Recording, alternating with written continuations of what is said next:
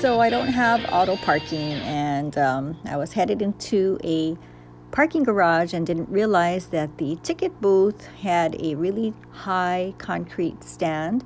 And so, of course, I scraped my front rim, and ouch, that really made me feel yucky.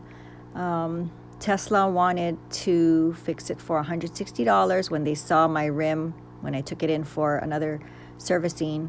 I politely declined, decided I'm going to try to do it myself. So I had the JB Weld from last time. I had some sandpaper, and I bought this Rust-Oleum primer paint in soft flat iron because some guy on YouTube said that it was probably the best match. And it was just one can of paint rather than buying three separate primers, paint and over the clear coat. So anyway, I mixed up the JB Weld, waited for 4 hours after I smoothed it over the gouges.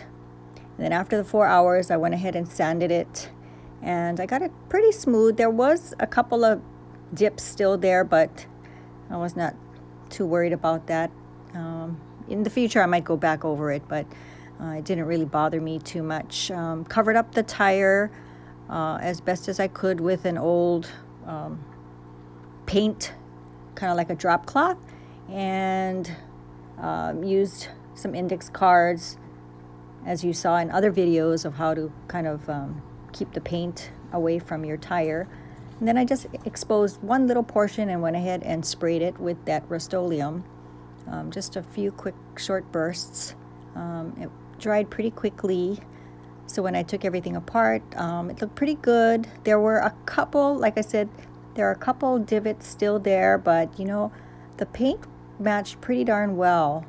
So I'm gonna say that if I need to do another fix, this was a pretty darn good paint job. And the JB Weld seemed to work pretty good too. So that's my way of fixing it. It was pretty cheap. Just one can of Rust-Oleum was less than $7. And that's it.